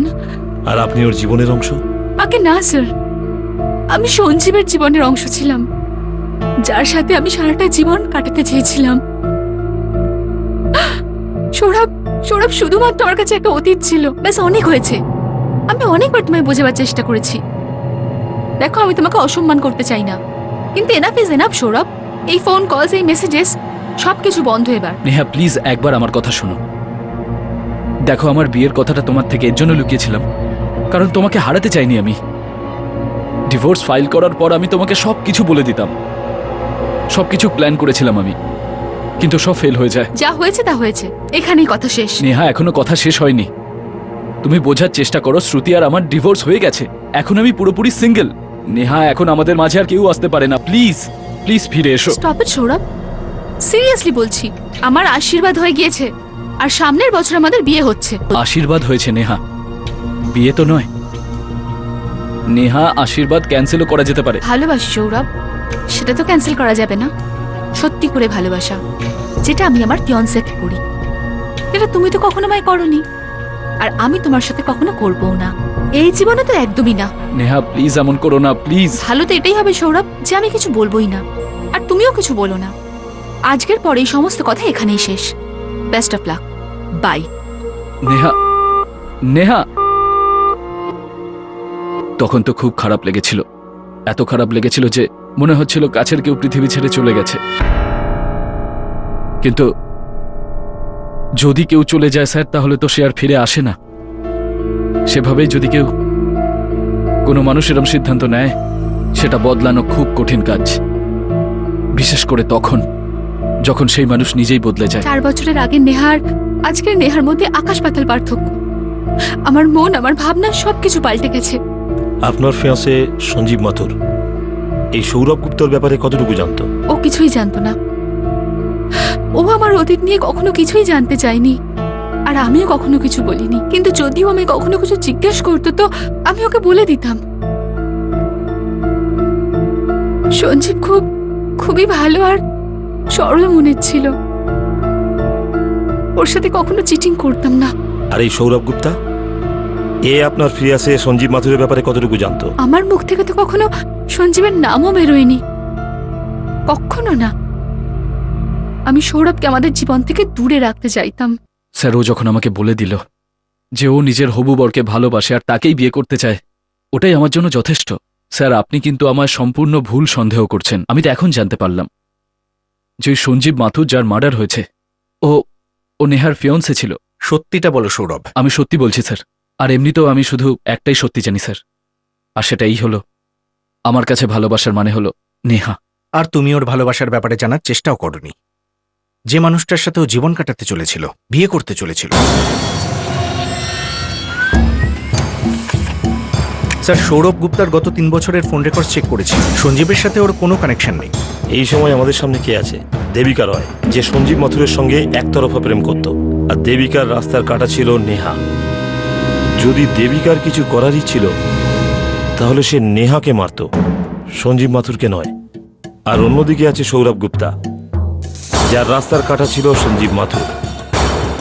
তাহলে কি সৌরভ গুপ্তা সঞ্জীবকে গোড়া থেকে উপড়ে নিজের রাস্তার কাটা পরিষ্কার করবে? কিন্তু এই ব্যাপারে কোনো প্রমাণ নেই আমাদের কাছে। স্যার, প্রমাণ শুধু সিসিটিভি ফুটেজ, যেখানে দুজন সাসপেক্টস, কিন্তু আমরা জানি না যে ওদের ভাড়া করা হয়েছিল নাকি সঞ্জীবের সাথে কোনো শত্রুতা ছিল। আমরা তো এটাও জানি না যে ওরা এই মুহূর্তে কোথায়। এই মুহূর্তে আমাদের হাতে কিচ্ছু নেই।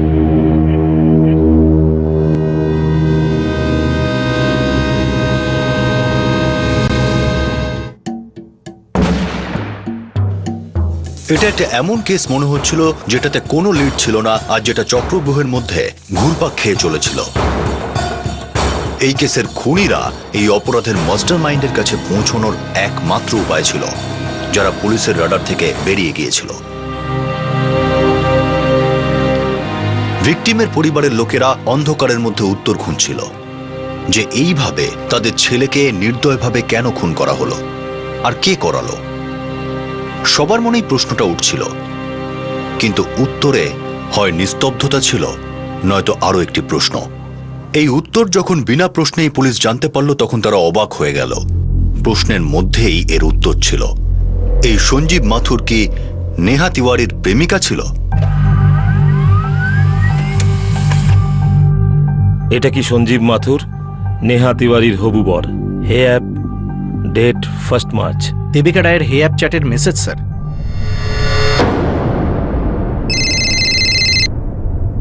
হ্যালো,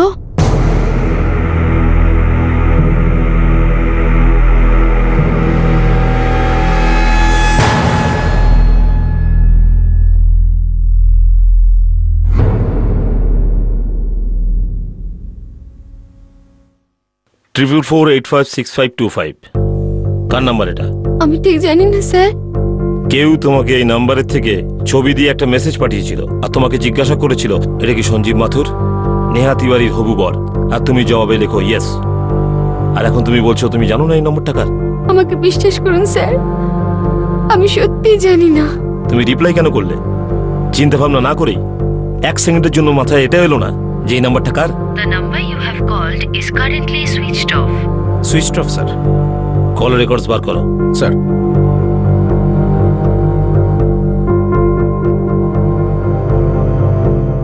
বলুন দেবিকা রায়, বলুন।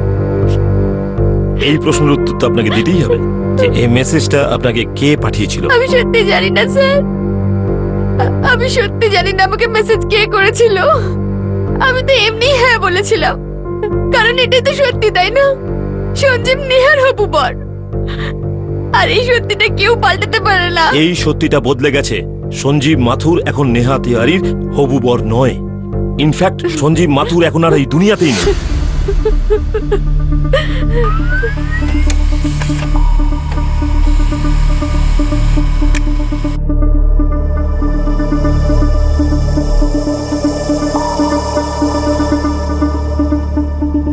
Rawat, case solved.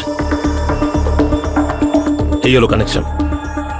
এই অ্যাঙ্গেলটা তো আমরা ভাবিও নি স্যার। একে এখন এমন ভাবে চেপে ধরবো যে ও এক ঝটকায় সবকিছু বলে দেবে।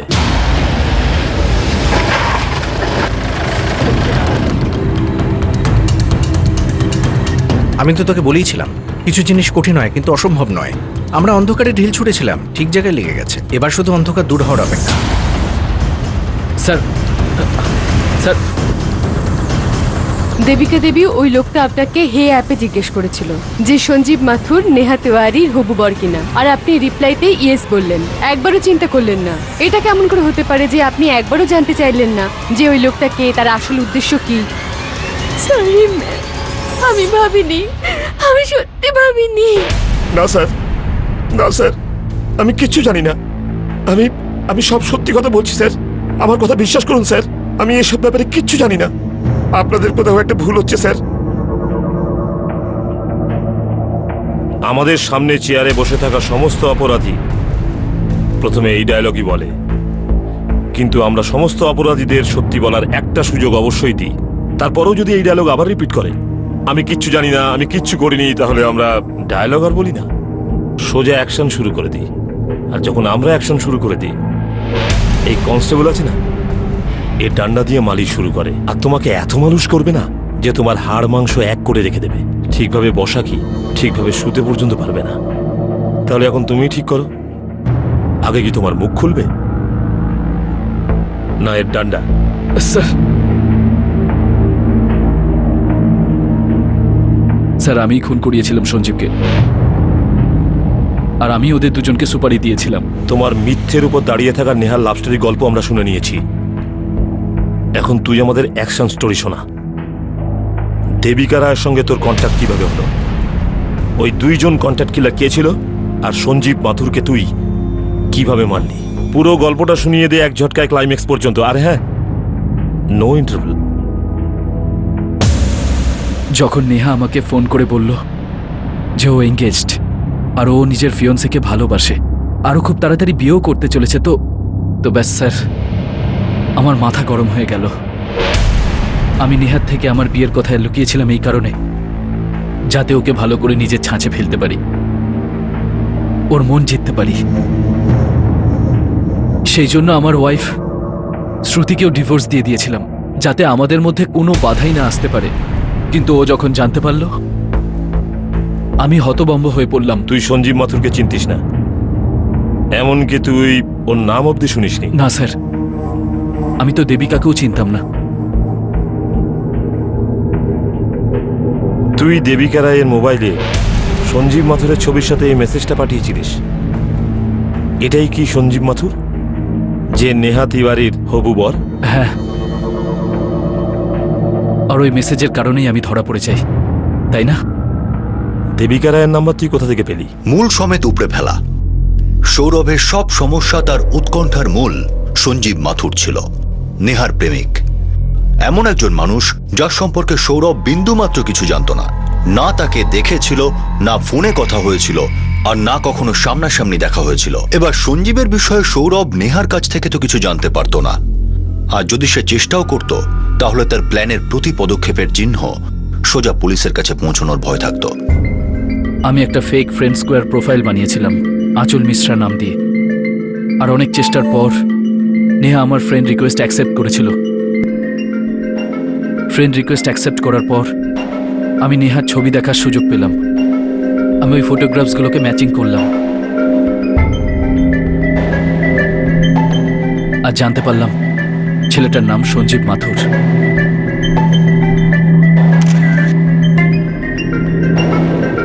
তারপর আমি সঞ্জীব মাথুরের ফটো আর ফোন নাম্বার বার করলাম।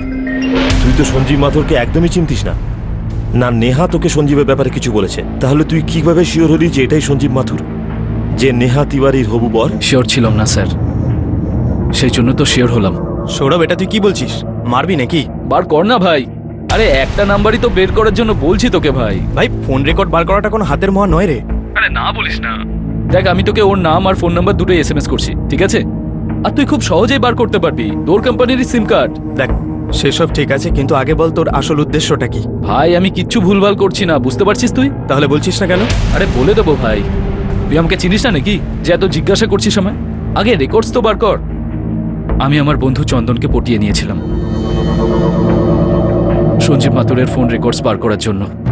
সঞ্জীবের ফোন রেকর্ডস থেকে আমি একটা নাম্বার পেয়েছিলাম, যে নাম্বারে সঞ্জীব মাঝে মাঝেই ফোন করত। নেহার নাম্বারের পর ওই একটা নাম্বার ছিল যে নাম্বারের সাথে সঞ্জীব ম্যাক্সিমাম কথা বলতো। অন্ধকারে ঢিল ছুড়লাম আর হে অ্যাপে একটা মেসেজ পাঠালাম।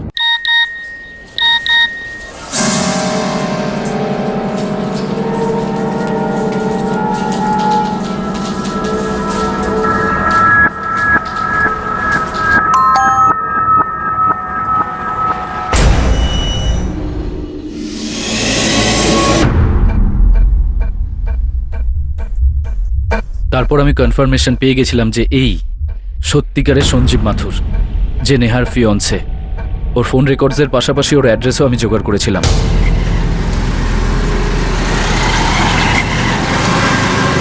তারপর ওকে ফলো করা শুরু করলাম।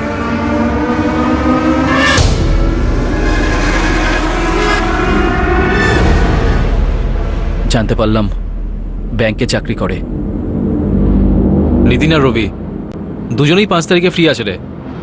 সুপার, চল এবার পার্টিটা আমি দিচ্ছি। সেই আমাদের পুরনো আড্ডা, অর্পিতা হোটেলের বারে।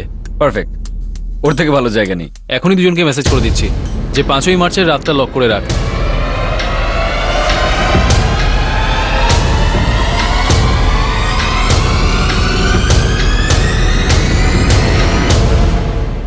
আমি জানতাম না ওই দিনটায় আমার কাজ হতো কি না, কিন্তু আমি ঠিক করে নিয়েছিলাম ওই দিনই কাজটা করতে হবে, তাই কিছুতেই আটকাবে না। এই শনিবার 5ই মার্চ রাতে ওরা অর্পিতা হোটেলের বারে যাবে। পাক্কা ওরা নিজের গাড়িতে আসবে, তোমরা ওর পিছু নেবে একটা শুনশান জায়গা দেখে। এই হলো ওই ছেলেটার ছবি। একে ঢুকতে হবে? হ্যাঁ, ভালো করে দেখে নাও। হতে পারে এর সাথে এর বন্ধুরাও থাকতে পারে, কিন্তু মারবে একমাত্র একেই। ঠিক আছে, কাজ হয়ে যাবে। সাবধানে।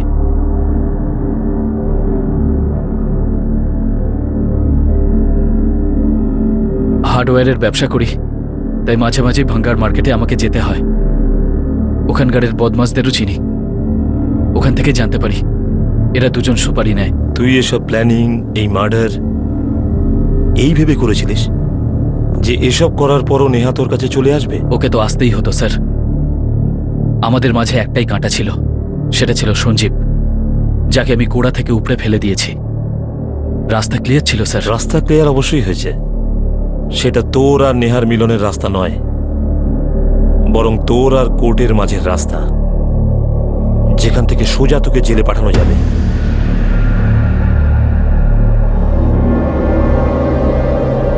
সঞ্জীবের মৃত্যুর কারণ আর তার পুরো প্ল্যানিং শুনে সঞ্জীবের বন্ধুরা হতবাক হয়ে গেল। দেবিকা বিশ্বাসই করতে পারছিল না যে সে এক অচেনা ব্যক্তির মেসেজে রিপ্লাই করার ফলে তার ভালোবাসা অর্থাৎ সঞ্জীবকে খুন করতে সাহায্য করেছিল। সঞ্জীবের পরিবারের লোকেরা বিশ্বাসই করতে পারছে না যে সঞ্জীবের খুনি এমন একজন মানুষ যে সঞ্জীবকে ভালো করে চিনতই না।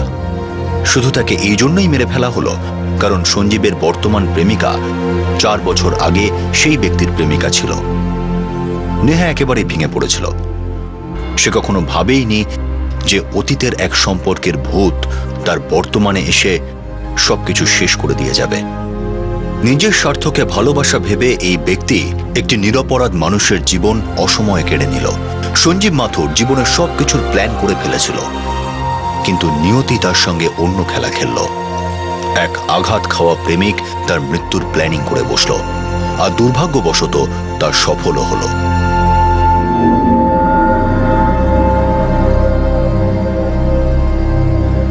কারো জীবন মূল সমেত উপড়ে ফেলে নিজের জীবনে কখনো শান্তি মিলতে পারে না। এটা তো সম্পূর্ণ খুনের কেস। যদি কেউ কাউকে কোনোভাবে আঘাত করতে চায়, সেটা আর্থিকভাবে হোক মানসিকভাবে হোক, এরকম যারা ভাবে তাদের কখনো ভালো হতে পারে না। এটা একটা ক্লিয়ার কাট কেস সতর্ক না থাকার ফলাফল। দেবিকা রাওয়ের কাছে একটি অচেনা নাম্বার থেকে মেসেজ আসে সঞ্জীব মাথুরের বিষয়ে কিছু জানার জন্য। যদি দেবিকা সেই সময় সতর্ক হয়ে এটা ভাবতো যে কোনো অচেনা ব্যক্তি তার কাছ থেকে কেন এই খোঁজ করছে, আর এই কথাটা যদি সে সঞ্জীবকে জানাতো, তাহলে হয়তো সঞ্জীব সতর্ক হতো, আর হয়তো সৌরভ তার এই ক্রিমিনাল উদ্দেশ্য সফল করতে পারত না। ঠিক সেইভাবেই মোবাইল সার্ভিস প্রোভাইডারের অফিসে কর্মরত সৌরভের বন্ধু চন্দনেরও সতর্ক হওয়া উচিত ছিল। যখন সৌরভ তার কাছে সঞ্জীবের কল রেকর্ড বের করার জন্য সন্দেহজনক আবেদন করল, চন্দন চিন্তাভাবনা না করেই কল রেকর্ড বের করে দিয়ে বেআইনি কাজ করল, আর অজান্তে সেও সৌরভের প্ল্যানের অংশীদার হলো। তাকে চাকরি থেকে সাসপেন্ড করে দেওয়া হয়েছে, আর পুলিশ তাকে আরো জিজ্ঞাসাবাদ করছে। প্রতিটা অপরাধ হওয়ার আগেই একটা সিগন্যাল দেয়, যা অপরাধী আর ভিকটিম দুজনেরই কাছের মানুষদের সতর্ক হওয়ার জন্য একটা ইঙ্গিত হয়।